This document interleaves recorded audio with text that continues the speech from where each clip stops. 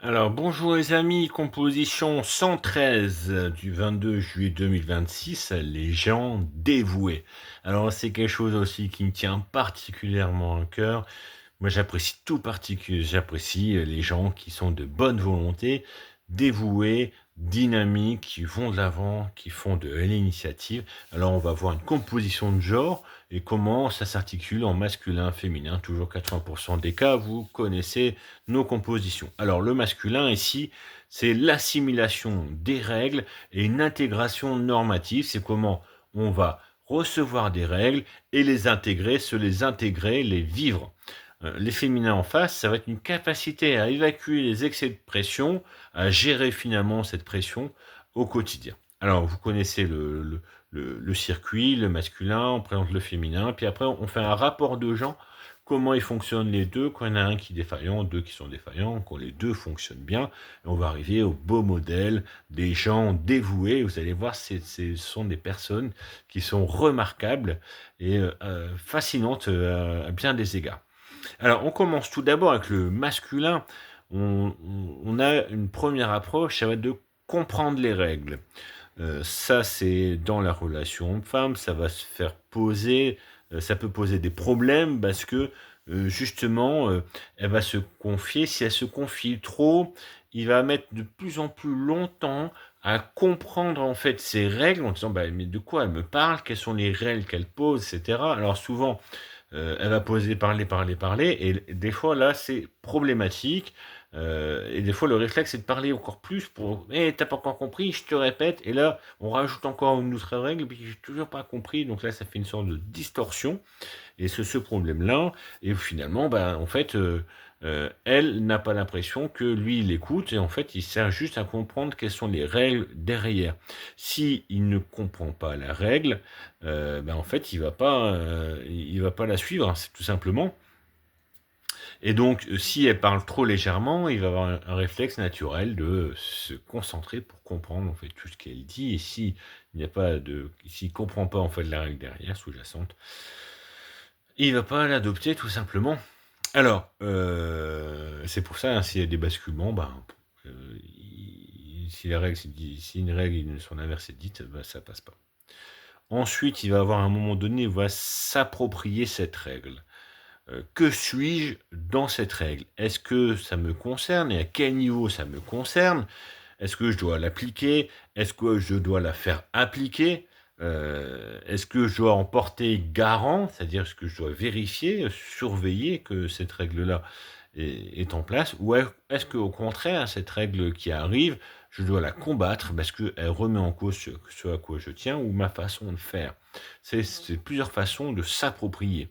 Enfin, il y a les assimiler, comment on va vivre avec toutes les règles en même temps, comment on va se placer. Et là, il y a toute une hiérarchie, et des fois, c'est sur cette dernière place, je t'ai dit ça, oui, j'ai compris, je me suis placé là-dessus, mais en fait, il y a plusieurs choses que je dois intégrer, la vie professionnelle, la vie personnelle. J'ai besoin de 2 heures de décompresser chez moi, que tu sois là ou pas, que j'ai mes enfants ou pas. Comment on fait par rapport à ça? Et donc, bah, ça a posé problème. Bah oui, mais tu rentres du boulot et en fait, il faut, bah oui, il faut un temps pour décompresser. Et si les deux sont à ce niveau-là, bah, il faut réussir à dire, bah voilà, tu passes tes 2 heures à décompresser, puis c'est à mon tour de décompresser, trouver des systèmes de cette manière-là. Donc, les assimiler, moi, par rapport aux autres, par rapport à mes propres inspirations, donc je vais intégrer ces règles, est-ce que je les intègre, ça me va, ou ces intègres qui sont contraignantes, hein, Heu et c'est contraignant et je vais les éliminer. Alors ça aussi, c'est très beaucoup à gérer. Mes responsabilités, est-ce que ça concerne mes responsabilités ou ceux, que je suis censé protéger ou éduquer ou m'occuper de mon équipe, et par rapport aux autres règles. En face, le féminin ici va être une capacité à évacuer, à réguler la pression, et en l'occurrence les excès de pression. Elle voit tout de suite, sur une règle, le coût humain que ça va avoir. L'effort que ça va constituer, l'énergie que ça va prendre ou que ça prend. Elle voit les tensions qui vont apparaître au sein du groupe à cause de ça. Elle pose naturellement ce qui va se passer ou qui va bien se passer, ça va bien se passer, ou au contraire, ça va mal se passer et ça va être au-delà des capacités de chacun. C'est la mère de famille qui gère un peu tout ce qui se passe chez elle et en l'occurrence, elle voit que ça, ces événements-là vont créer des perturbations, cet événement-là, au contraire, ne va pas créer des perturbations. C'est souvent là que les amis du mari sont évacués en disant ben, ils vont créer des perturbations dans notre fonctionnement qui vont être gênants. En l'occurrence, bon, ben, ça va déborder, ça va créer des situations festives, ça va créer du bruit, de l'alcool, des moments où on va fumer, des choses comme ça. Et c'est ces tensions-là vont peut-être créer des problématiques qui vont arriver derrière.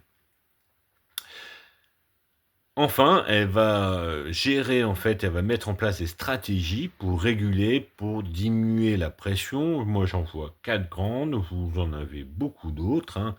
Mais bon, je vous donne un peu, c'est la matrice d'Eisenhower, si vous voulez les références, ça s'appelle comme ça, c'est le nom du président américain Eisenhower. Il y a une urgence, il y a une relation entre la gravité de ce qu'il y a à faire et sa projection dans le temps. Si c'est grave et important, ben, il faut le faire tout de suite, hein. Si c'est grave et secondaire, eh ben, il faut le programmer et tenir ses programmes, hein. Ça, c'est très important quand on aborde ça. Quand c'est léger, c'est pas trop grave, mais c'est urgent, ben, il faut le déléguer, hein. Il faut trouver quelqu'un qui le fasse à votre place. Et quand c'est léger et secondaire, ben on le reporte, hein, tout simplement. Bon, ben oui, ça c'est pas trop grave. On le fera quand il faudra. Balayer le trottoir, ben oui, c'est à faire, c'est pas très important. On le reporte, on le fera à un autre moment. Alors, on passe tout de suite aux relations de genre. Quand le masculin est avec un féminin défaillant, ici elle n'a pas trop compris le principe d'équipe, hein. Et en tout cas, elle travaille que pour elle. Donc, elle est ou décomplexée ou par le biais d'accusations, mais système d'accusations, ça va des fois mettre des accusations systématiques et infondées, mais elle travaille pour son bien-être. Les ressources viennent à elle. Lui, il agit en intégrant ses demandes, même des fois farfelues. Au final, elle prend tout pour elle. Et lui, il doit ramasser les pots cassés. Ça, on le voit, hein, ça, j'en ai vu un certain nombre. Des nanas qui prennent le mec comme une ressource, hein, un portefeuille sur pied, et puis qui l'appellent à chaque difficulté. Alors, en face, on va voir, quand il y a un féminin avec un masculin défaillant, on est bien ici, il y a une bonne ambiance, mais il fait bon vivre, hein. Mais lui, il a trouvé un système pour ne rien faire. Certains l'appellent le patriarcat, d'autres le pantouflard. En tout cas, qu'ils le disent avec des brimades ou qu'ils le disent avec des mots polissés, des mots cirés, ça revient au même, c'est à elle de travailler. Et donc, vous, bah, vous entendez, hein, c'est entendu, c'est à elle de travailler et pas à lui, hein. Et peu importe le motif que ça prend différentes formes, du communisme à l'intégrisme religieux, on entend toujours c'est à elle de travailler. Alors, quand les deux dysfonctionnent, vous avez déjà vu des gens comme ça, je pense, ce sont des personnes qui se plaignent, euh, qui vous demandent de l'aide et qui vous expliquent comment vous devrez vivre et comment vous devrez faire. Et ça, c'est en même temps. Euh, moi, moi, ça s'appelle des Matuju, ils sont là, oui, j'ai besoin que tu m'aides, j'ai besoin que machin, mais en même temps, tu devrais faire comme moi, comme je te dis, etc., parce que je comprends mieux que toi. Si tu comprenais mieux que moi, tu saurais te débrouiller tout seul et tu n'aurais pas besoin de moi. Ils ont toujours besoin de votre travail, de vos richesses, mais ils récolteront les mérites, l'honneur et les récompenses à votre place, hein. Ça, c'est un peu des profiteurs là-dessus, hein. Toujours très bien placés dans la hiérarchie, toujours dans les bons plans, mais jamais dans l'action, hein. Donc, professionnellement, on les voit dans les réunions de promotion en train de dénoncer les autres ou en train de s'acharner sur quelqu'un, et quand il faut faire le boulot, ils sont pas là.